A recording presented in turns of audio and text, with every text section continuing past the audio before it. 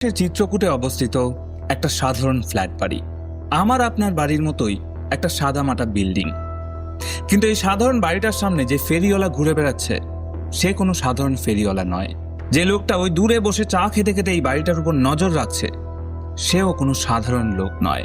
এমনকি যে লোকটা এমনি এমনি অকারণেই একটু পর পর বাড়িটার সামনে পায়চারি করছে, সেও কোনো সাধারণ পথচারী নয়।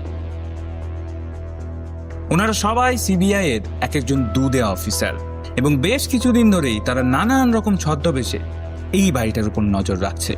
কিন্তু প্রশ্ন হচ্ছে, কেন সিবিআই এর দুদে অফিসাররা হঠাৎ করে চিত্রকূটের একটা সাধারণ বাড়ির উপর এইভাবে নজর রাখছে? কি আছে এই বাড়ির ভেতর? আসলে 2020 সালের অক্টোবর মাসে ফ্রান্সে অবস্থিত ইন্টারপোলের গ্লোবাল কমপ্লেক্সে একটা ঘটনা ঘটে। হঠাৎ করে তাদের একটা মনিটরে রেড অ্যালার্ট চলে ওঠে। ডার্ক ওয়েবের বিভিন্ন সাইটগুলোতে নজরদারি চালাতে গিয়ে ইন্টারপোলের সাইবার হান্টারদের জালে ধরা পড়ে একটা ডিজিটাল সিগন্যাল, একটা ইন্ডিয়ান ফোন নাম্বার আর একটা এনক্রিপ্টেড মেইল আইডি। ইন্টারপোল এক ফোঁটাও সময় নষ্ট না করে সাথে সাথে ফাইলটা পাঠিয়ে দেয় দিল্লির সিবিআই হেডকোয়ার্টারে। আর সিবিআই অফিসাররা ফাইলটা খুলে যেটা দেখলেন, সেটা একেবারেই কোনো সাধারণ ক্রাইমের পর্যায়ে পড়ে না। এক এমন জঘন্য অপরাধ যার জন্য মৃত্যুদণ্ড খুব সামান্য সাজা। কিন্তু সিবিআই অফিসাররা ফাইলটা পাওয়া মাত্রই সাথে সাথে সেটার উপর ঝাঁপিয়ে পড়েনি, কারণ তারা খুব ভালো করেই জানতেন এই ডিজিটাল শিকারীরা খুব বেশি চালাক। সামান্য একটু ভুল হলেই তারা সব ইনফরমেশন ডিলিট করে এমন ভাবে আন্ডারগ্রাউন্ড হয়ে যাবে যে তারপর আর তাদের টিকিটিও খুঁজে পাওয়া যাবে না। তাই সিবিআই খুব নীরবে ওই ফোন নাম্বারের লোকেশন বের করে, কেউ ফেরিওয়ালা আবার কেউ সাধারণ পথচারী সেজে ওই বাড়িটার উপর নজর রাখতে শুরু করেন। কিন্তু অবাক করা বিষয় হচ্ছে, ওই বাড়িতে থাকতেন একজন অত্যন্ত সাদামাটা মধ্যবিত্ত মাঝবয়সী দম্পতি। স্বামী রামভবন পেশায় একজন সরকারি ইঞ্জিনিয়ার, আর স্ত্রী দুর্গাপতি একজন অত্যন্ত হাসমুখ হাউসওয়াইফ। এবং দুজনেই এলাকার অত্যন্ত পরিচিত এবং রেসপেক্টেবল দুটো মুখ। তাদের কারোর সাথে কোনো ঝামেলা নেই, সবার সাথে সবসময় হাসি খুশি থাকে, একদম নির্ঝঞ্ঝাট একটা পরিবার। রামভবন সকালবেলা অফিস বেরিয়ে যান, আর দুর্গাপতি পাড়ার অন্যান্য মহিলাদের সাথে গল্প করে সময় কাটান। সবকিছুই একদম নর্মাল। কিন্তু সিবিআই অফিসাররা লক্ষ্য করেন, ওই বাড়ির জানলাগুলো 24 ঘন্টায় মোটা কালো পর্দা দিয়ে ঢাকা থাকে। এমনকি দিনের বেলাতেও ওই বাড়ির ভেতরে এক ফোঁটা আলো ঢোকার জায়গা নেই। আর এর থেকেও বেশি রহস্যময় বিষয় হলো, ঘরের ভেতর থেকে আসা একটা কন্টিনিউয়াস হামিং সাউন্ড। শুনে মনে হচ্ছিল যেন ভেতরে সারা দিন ধরে কোনো হাই ভোল্টেজের এসি বা অন্য কোনো ইলেকট্রনিক মেশিন চলছে।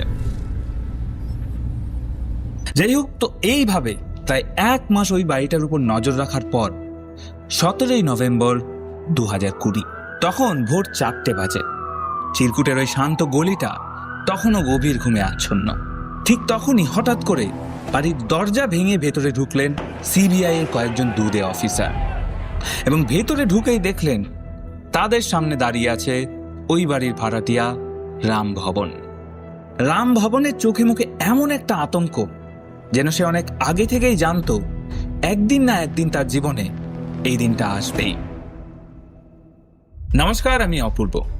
আর সত্যি কথা বলতে, আজকের এই কেসটাকে ব্যাখ্যা করার মতো কোনো উপমা আমার কাছে নেই। শুধু এটুকু বলতে পারি, ইন্টারপোল যখন ফ্রান্স থেকে চিরকুটের মতো একটা ছোট শহরের দিকে আঙুল তুলেছিল, সিবিআই অফিসাররাও প্রথমে বিশ্বাস করতে পারেননি। এমনকি সিবিআই অফিসাররা যখন রামভবন আর দুর্গাপতিকে বাড়িটা থেকে তুলে নিয়ে যাচ্ছিল, তখনও প্রতিবেশীরা ভেবেছিল সরকারি অফিসার নিশ্চয়ই কোনো বড়সড় টাকার ঘোটালা করেছে, বা কোনো বড়সড় ঘুষ নিতে গিয়ে ধরা পড়ে গেছে। কিন্তু বিশ্বাস করুন, সত্যিটা এর থেকে কয়েক হাজার গুণ বিভৎস।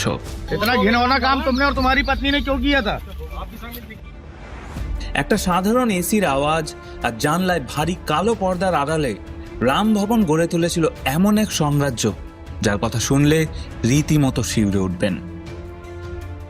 কি এমন ছিল ওই বন্ধ দরজার ভেতরে? কেনই বা ভারতের আইন এই দম্পতিকে মৃত্যুদণ্ডের সাজা শুনিয়েছে? চলুন আর দেরি না করে শুরু করা যাক আমাদের আজকের case, the case of Santa Claus uncle and aunty. কিন্তু ভিডিওটা শুরু করার আগে আমি কয়েকটা খুব গুরুত্বপূর্ণ কথা বলতে চাই। না, সাবস্ক্রাইব করার জন্য বলছি না, সে আপনারা এমনিই করবেন। আমি যেটা বলতে চাই সেটা হচ্ছে, আপনারা প্রত্যেকে যারা যারা আমার চ্যানেলে নিয়মিত ভিডিও দেখছেন বা দেখেন না, প্রত্যেকটা মানুষ একটু সাবধান হন, নিজের চারপাশ নিয়ে একটু সজাগ থাকুন। কেউ দুটো মিষ্টি মিষ্টি কথা বললেই সাথে সাথে গলে যাবেন না। মানুষের সাথে একটু বুঝে শুনে মেলামেশা করুন। কারণ এই পৃথিবীর সব থেকে আনফেয়ার বিষয় হচ্ছে, এখানে শয়তান, দানব কিংবা পিশাচদেরকেও অবিকল আমাদের মতোই দেখতে। তাই চোখে দেখে বোঝা যায় না কে মানুষ আর কে দানব। কথাটা কেন বললাম সেটা এই কেসটা শুনলেই বুঝতে পারবেন। তাই চলুন আর দেরি না করে ডিরেক্ট কেসে ঢোকা যাক। উত্তরপ্রদেশের চিত্রকূট বা বান্দার মতো মফস্বল শহরগুলোতে জীবন একটু ধীর গতিতেই চলে। সেখানে পাড়ার মোড়ে আড্ডা, বিকেলে ছাদে দাঁড়িয়ে গল্প করা, এসবই হচ্ছে ওখানকার রোজকার সোশ্যাল লাইফ। আর এই লাইফস্টাইলের সব থেকে পজিটিভ এবং রিমার্কেবল মুখ হচ্ছে রামভবন আর তার স্ত্রী দুর্গাবতী। তাদের দেখে কেউ কোনোদিন দুঃস্বপ্নেও ভাবেনি যে এই মানুষগুলোর আড়ালে কোনো অন্ধকার লুকিয়ে থাকতে পারে। রামভবন ছিলেন উত্তরপ্রদেশ সেচ দপ্তরের একজন জুনিয়র ইঞ্জিনিয়ার বা জেই। সরকারি চাকরি, একটা মোটা অঙ্কের মাইনে আর সবসময় মার্জিত পোশাক, সব মিলিয়ে রামভবন ছিলেন সমাজের চোখে একজন আইডিয়াল জেন্টলম্যান। কিন্তু তার জীবনযাপনের একটা অদ্ভুত প্যাটার্ন ছিল, যেটা শুরুতেই কেউ খেয়াল করেনি। রামভবন কোনোদিন তার পৈতৃক বাড়ি বা তার জয়েন্ট ফ্যামিলির সাথে থাকেনি। এমনকি সরকার থেকে যে কোয়ার্টার পাওয়া যায় সেখানেও কোনোদিন পা রাখেনি রামভবন। সে সবসময় নিরিবিলি কোনো এলাকায় একটা ছিমছাম ফ্ল্যাট ভাড়া নিয়েই থাকতে বেশি পছন্দ করে। এবং 2010 থেকে 2020 এই 10 বছরে সে অন্তত 10 বার নিজের ফ্ল্যাট বদলেছে। কিন্তু অদ্ভুতভাবে তার এই ক্লিন ইমেজ সব কটা জায়গাতেই একদম অটুট। এই দম্পতি যেখানেই ভাড়া যেত, খুব কম সময়ের মধ্যেই পাড়ার সবার সাথে খুব ভালো সম্পর্ক বানিয়ে ফেলত। রামভবনের কথা বলার স্টাইল ছিল অত্যন্ত পোলাইট আর হাম্বল। পাড়ার বয়স্করা তাকে নিজের ছেলের মতো স্নেহ করত। আর দুর্গাবতী, তাকে সবাই চিনত একজন চার্মিং এবং ওয়েলকামিং হাউস ওয়াইফ হিসেবে। তাই প্রতিবেশীদের জন্য তাদের বাড়ির দরজা সব সময় খোলা। তবে এই সব কিছুর ঊর্ধ্বে এই দম্পতির প্রতি এলাকার মানুষদের একটু বেশি সফট কর্নার ছিল আরেকটা বেশ ইমোশনাল কারণে। রামভবন আর দুর্গাবতীর বিয়ের অনেক বছর কেটে গেলেও তাদের কোনো সন্তান ছিল না। আর এই নিঃসন্তান হওয়াটাই ছিল সমাজে তাদের সব থেকে বড় ঢাল। পাড়ার কাকিমা জেঠিমারা নিজেদের মধ্যে বলাবলি করত, ইস, ভগবান এদের একটা বাচ্চা দিল না, তাই পরের বাচ্চাদের এত ভালোবাসে। নিজেদের বাচ্চার অভাবটা এরা বোধহয় এইভাবেই মেটাতে চায়। আর এই যে ইমোশনাল কানেকশনটা, এটাই ছিল প্রতিবেশীদের অন্ধবিশ্বাসের মূল চাবিকাঠি। এদিকে রামভবন আর দুর্গাবতী যেখানেই থাকতো, সেই বাড়িটা যেন হয়ে উঠত পাড়ার বাচ্চাদের জন্য একটা হ্যাপি জোন। পাড়ার বাচ্চারা রীতিমতো বায়না করতো ওদের বাড়িতে যাওয়ার জন্য, কারণ এই নিঃসন্তান দম্পতি বাড়ির ভেতরে বাচ্চাদের জন্য এমন সব ব্যবস্থা করে রেখেছিল যা সাধারণত যেসব বাড়িতে বাচ্চা আছে সেসব বাড়িতেও থাকে না। রামভবনের বাড়িতে ছিল বাচ্চাদের খেলনার পাহাড়, সফট টয়েস থেকে শুরু করে গাড়ি ঘোড়া, কি নেই সেখানে। শুধু তাই নয়, সেই সময় উত্তরপ্রদেশের মধ্যবিত্ত বাড়িগুলোতে টেকনোলজির এত বাড়বাড়ন্ত ছিল না। কিন্তু রামভবনের বাড়িতে ছিল একদম লেটেস্ট গ্যাজেটস, দামি দামি video game console, PlayStation আর হাই ডেফিনেশন এলইডি টিভি। বাচ্চাদের জন্য তাদের ড্রয়িং রুমটা ছিল একটা স্বপ্নের গেমিং জোন। আর রামভবন খুব ভালো করেই জানতো কিভাবে বাচ্চাদের মন জয় করতে হয়, তাই বাজার থেকে সে সবসময় নানান রকম চকলেট আর বিস্কুট আনিয়ে রাখতো বাচ্চাদের জন্য। এদিকে দুর্গাবতীও নিজের হাতে বাচ্চাদের জন্য পিৎজা কিংবা পাস্তা বানিয়ে খাওয়াতেন। এমনকি রামভবন নিজেই বাচ্চাদের সাথে মাটিতে বসে গেম খেলতো, তাদের সাথে গল্প করত। আর তার এই অদ্ভুত ভালো মানুষই আর বাচ্চাদের প্রতি এক্সট্রিম কেয়ার দেখেই পাড়ার বাচ্চারা ওদের ভালোবেসে নাম দিয়েছিল সান্টা ক্লজ আঙ্কেল আর আন্টি। এলাকার বাচ্চারা রীতিমতো ছটফট করত কখন বিকেল হবে আর কখন ওরা সান্টা ক্লজ আঙ্কেলের বাড়িতে যাবে। এদিকে বাচ্চাদের বাবা মায়েরা যখন দেখতো তাদের ছেলেমেয়েরা বাইরে রোদে দৌড়াদৌড়ি না করে একজন শিক্ষিত সভ্য লোকের ড্রয়িং রুমে বসে ভিডিও গেম খেলছে, তখন তাদেরও কোনো চিন্তার অবকাশ ছিল না।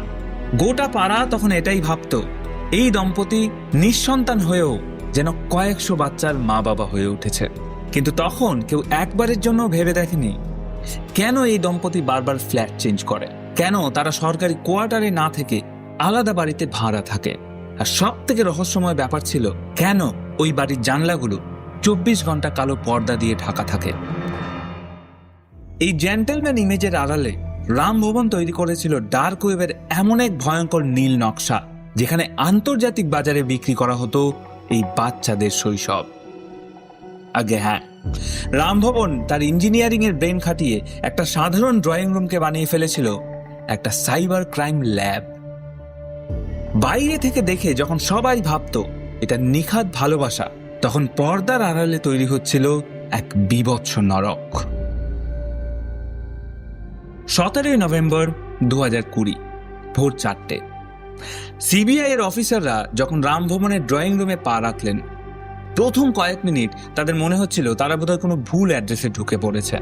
দেয়ালে মিকি মাউসের স্টিকার, সোফায় ছড়ানো টেডি বিয়ার, কোনায় রাখা দামি খেলনা বাইক, পুরো ঘরটা দেখে মনে হচ্ছিল যেন কোনো সচ্ছল পরিবারের আদরের বাচ্চার খেলার ঘর। কিন্তু সিবিআই অফিসারদের চোখ তখন খুঁজছিল সেই ডেড জায়গাটা, ইন্টারপোলের ফাইলে যেটার উল্লেখ ছিল। আর ঠিক তখনই চোখে পড়ল ড্রয়িং রুমের পেছনে থাকা একটা ভারী কাঠের দরজা। সামান্য ধাক্কা দিতেই দরজাটা খুলে গেল, আর দরজা খোলার পর ঘরের ভেতরে যা দেখল সেটা কোনো সুস্থ মানুষের দুঃস্বপ্নেরও বাইরে। ঘরটা পুরোপুরি সাউন্ড প্রুফ, জানলার প্রত্যেকটা কাঁচে মোটা ফোম আর রাবারের প্যাডিং লাগানো, তার উপর প্লাইউড দিয়ে জানলাটাকে এমনভাবে সিল করা যেন বাইরে থেকে দেখে বোঝার কোনো উপায়ই নেই ওখানে কোনো জানলা ছিল।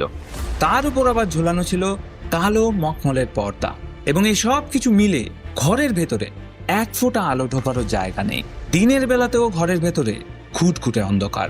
এই পুরো ব্যবস্থাটা করা হয়েছিল একটাই কারণে, ভেতরের কোনো আওয়াজ যেন ঘরের বাইরে না পৌঁছায়।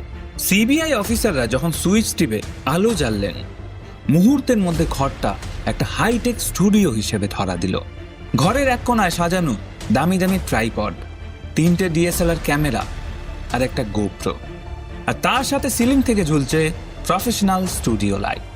আর অন্য একটা কোনায় রামভবনের আসল ওয়ার রুম, 2টো হাই এন্ড ল্যাপটপ, কয়েকটা হার্ড ড্রাইভ আর কয়েক ডজন মেমোরি কার্ড। সিবিআই যখন ল্যাপটপগুলোর এনক্রিপশন ভাঙল, তখন ওই ল্যাপটপগুলো থেকেই বেরিয়ে এলো এক পৈশাচিক সত্য। কেন রামভবন পাড়ার বাচ্চাদের সাথে এত ভালো করে মিশত, কেন দামি প্লে স্টেশন আর চকলেটের প্রলোভন দিত, তার উত্তর লুকিয়েছিল ওই 2টো ল্যাপটপের কয়েক হাজার ফোল্ডারের ভেতর। আচ্ছা, এখান থেকে এই ঘটনাটাকে আমি একটু অন্যরকম ভাবে বুঝিয়ে বলার চেষ্টা করছি, কারণ ইউটিউব এসব জিনিস সরাসরি অ্যালাউ করে না, কিন্তু আশা করছি আপনাদের বুঝতে কোনো অসুবিধা হবে না। ধরুন ওই বাড়িটা একটা জলাশয় বা পুকুর, আর সেখানে থাকে 2টো বড় বড় মাছ। ধরা যাক পুরুষ মাছটা হচ্ছে বোয়াল আর ফিমেল মাছটা হচ্ছে কাতলা। মনে রাখবেন, পুরুষ মাছটা হচ্ছে বোয়াল আর ফিমেল মাছটা হচ্ছে কাতলা। তো এই বোয়াল মাছ আর কাতলা মাছের কাজ ছিল একটাই, ছোট ছোট চারাপোনাদেরকে খুঁজে বার করে তাদেরকে ফাঁদে ফেলা। আর এই ফাঁদে ফেলার জন্য বোয়াল মাছ আর কাতলা মাছ সব সময় সবার সাথে খুব ভালো ব্যবহার করত। খেলনা, চকলেট এসব দেখিয়ে ভুলিয়ে ভালিয়ে বাড়িতে ডাকত। তারপর এই কাতলা মাছ প্রথমে চারাপোনাদের সাথে কিছু একটা করত, আর বোয়াল মাছ বিভিন্ন অ্যাঙ্গেল থেকে সেটার ক্যামেরায় রেকর্ড করত। তারপর বোয়াল মাছ আবার ওই চারাপোনাদের সাথে কিছু একটা করত, আর তখন কাতলা মাছ সেটা রেকর্ড করত। অনেক সময় চারাপোনারা যাতে বাধা দিতে না পারে সেজন্য তাদেরকে কিছু একটা খাইয়ে ঘুম পাড়িয়ে এই কাজ করা হতো। তারপর কাজ শেষ হয়ে গেলে চারাপোনাদের মুখ চোখ ধুইয়ে হাতে চকলেট দিয়ে হাসি মুখে বাড়ি পাঠিয়ে দিত। আশা করছি এই অবধি আপনাদের বুঝতে কোনো অসুবিধা হয়নি। তারপরে ওই বোয়াল মাছ ওই গোটা ঘটনার ভিডিওটা মোটা টাকায় বিক্রি করত ডার্ক ওয়েবের বিভিন্ন সাইটে। এই বিভৎস ভিডিওগুলোই ছিল আন্তর্জাতিক বাজারে তার প্রোডাক্ট, এবং গত 10 বছর ধরে শুধু এই ভিডিও বিক্রি করেই রামভবন প্রায় কয়েক কোটি টাকার সমপরিমাণ ক্রিপ্টোকারেন্সি জমিয়ে নিয়েছিল। আশা করি আমি খুব সহজভাবেই আপনাদের বিষয়টা বোঝাতে পেরেছি। এইবার প্রশ্ন হলো, সেই চারাপোনাগুলো কেন 10 বছরে একবারের জন্য মুখ খোলেনি? এর পেছনে ছিল রামভবনের কোল্ড ব্লাডেড সাইকোলজিক্যাল গেম। সে চারাপোনাদেরকে ভয় দেখাতো। সে বলতো যদি তারা বাড়িতে গিয়ে কিছু বলে তবে সে তাদের বাবা মাকে পুলিশের হাতে ধরিয়ে দেবে বা তাদেরকে চিরতরে শেষ করে দেবে। এমনকি সেই চারাপোনাদের তাদের এই ভিডিও দেখিয়ে বলতো, দেখো এই ভিডিও যদি তোমার স্কুলের বন্ধুরা বা টিচাররা দেখে ফেলে সবাই তোমাকে নিয়ে হাসাহাসি করবে। আর এই সামাজিক অপমানের ভয়ে চারাপোনাদের মন পঙ্গু হয়ে গেছিল। তাই রামভবনও এইভাবেই 10 বছর ধরে এই পৈশাচিক সাম্রাজ্য চালিয়েছিল একদম নিঃশব্দে আর নির্বিঘ্নে। সিবিআই এর জেরায় রামভবন স্বীকার করে ইন্টারনেট সার্ফ করতে করতে কৌতূহলবশত একদিন সে ডার্ক ওয়েবের কিছু লিঙ্ক খুঁজে পায়। আর সেখানে গিয়ে সে আবিষ্কার করে এই ধরনের পৈশাচিক কন্টেন্টের চাহিদা আন্তর্জাতিক বাজারে আকাশ ছোঁয়া। তাই রামভবন তখনই বুঝে যায় তার নিজের এই বিকৃত কামনার সাথে যদি একটু প্রযুক্তির মিশেল দেওয়া যায় তাহলে সে রাতারাতি কোটিপতি হয়ে যেতে পারে। ব্যাস এখান থেকেই এই সব কিছু শুরু। তারপর রামভবন টর ব্রাউজার আর মাল্টিলেয়ার ভিপিএন ইউজ করতে শুরু করলো, যাতে তার আইপি অ্যাড্রেস বা ডিজিটাল ফুটপ্রিন্ট কেউ কোনোদিন ট্র্যাক করতে না পারে। আর শুধু তাই নয়, সে তার কম্পিউটারে এমন একটা প্রযুক্তি সেট করেছিল যে ভুল পাসওয়ার্ড দিলেই সমস্ত ডেটা অটোমেটিকলি ডিলিট হয়ে যাবে। এক কথায় বলতে গেলে রামভবন কোনো ছিচকে অপরাধী ছিল না, বরং ডার্ক ওয়েবের এনক্রিপ্টেড ফোরামে সে ছিল একজন টপ রেটেড সাপ্লায়ার। চীন, আমেরিকা, ব্রাজিল থেকে শুরু করে আফগানিস্তানের মতো বিশ্বের 47টি দেশের ক্রেতাদের সাথে সে নিয়মিত যোগাযোগ রাখত।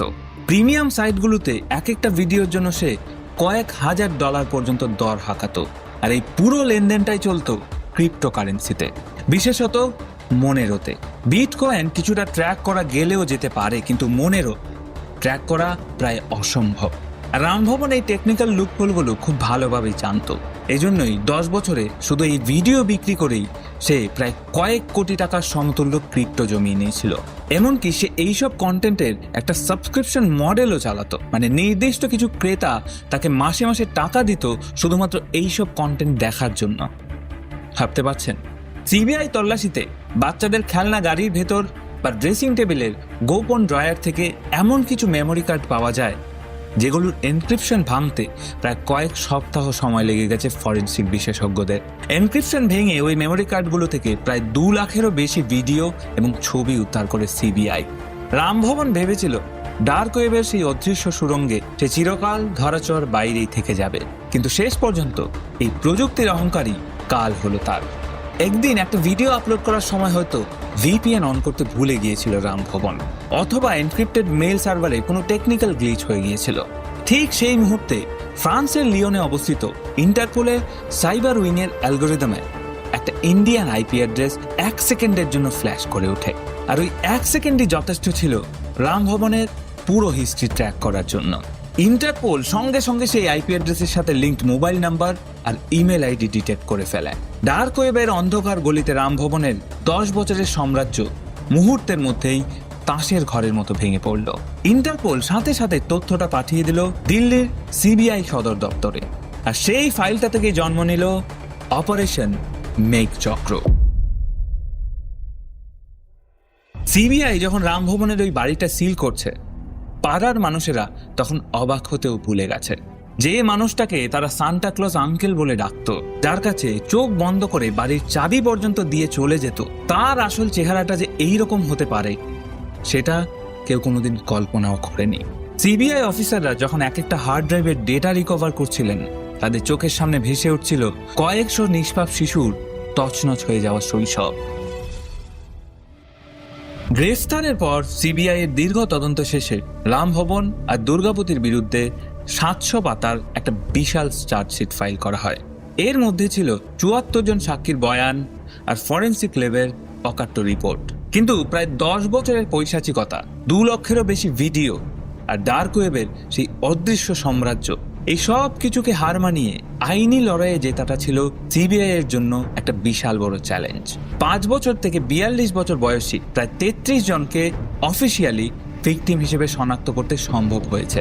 অর্থাৎ রামভবন গত 10 বছরে কতজনের শৈশব কেড়েছে তার কোনো ইয়ত্তা নেই। গ্রেফতার হওয়ার পর আদালতে দুর্গাপতি হঠাৎ করে একটা নতুন নাটক শুরু করে। সে দাবি করে সে সম্পূর্ণ নির্দোষ। তার বয়ান ছিল, আমার স্বামীর সাথে আমার দীর্ঘদিনের ঝগড়া, ও আমাকে ফাঁসাতে চায়, তাই এসব নোংরামিতে আমার নাম জড়াচ্ছে। এবং অবিশ্বাস্যভাবে প্রাথমিক পর্যায়ে যথেষ্ট প্রমাণের অভাবে এলাহাবাদ হাইকোর্ট থেকে জামিনও পেয়ে যায় দুর্গাপতি।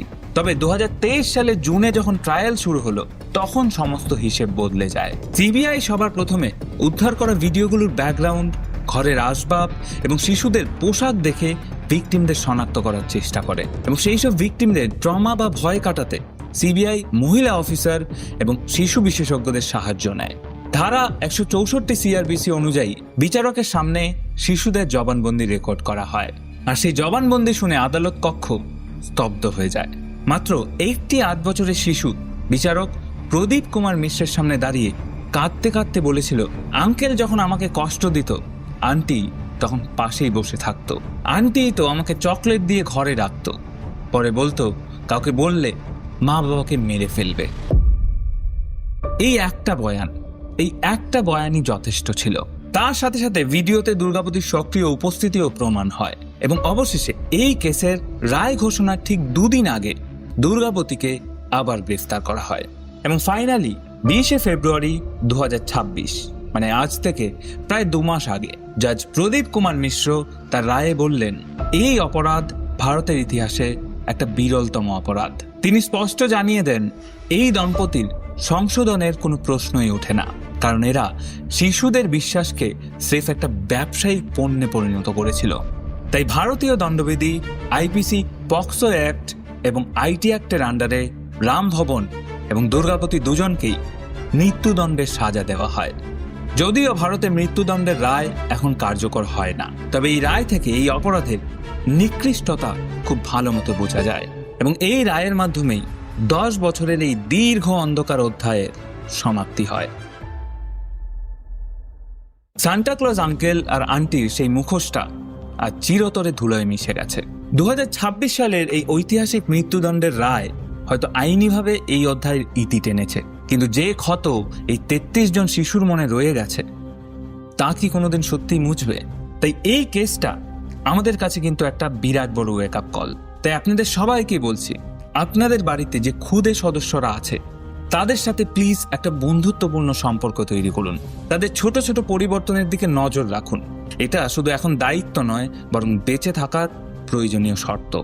বাচ্চাদের ডিজিটাল অ্যাক্সেস হোক বা প্রতিবেশীদের সাথে মেলামেশা, অন্ধবিশ্বাস অনেক সময় জীবনের সবচেয়ে বড় কাল হয়ে দাঁড়ায়। তাই কাউকেই চোখ বন্ধ করে বিশ্বাস করবেন না, এবং নিজের সন্তানকে নিয়ে তো একেবারেই নয়। যাই হোক, এই ছিল আজকের ভিডিওটা আমরা এখানে শেষ করছি। ভিডিওটা কেমন লাগলো সেটা অবশ্যই কমেন্ট করে জানাবেন, এবং এই ভিডিও নিয়ে যদি আপনাদের কোনো প্রশ্ন থাকে সেটাও কমেন্টে জানাতে পারেন। আমি চেষ্টা করব প্রত্যেকটা কমেন্টের উত্তর দেওয়ার। যাই হোক, ভিডিওটা শেষ করছি এখানেই। দেখা হচ্ছে অন্য কোনো ভিডিওতে। ততক্ষণ অবধি ভালো থাকবেন, সুস্থ থাকবেন, অবশ্যই সাবধানে থাকবেন।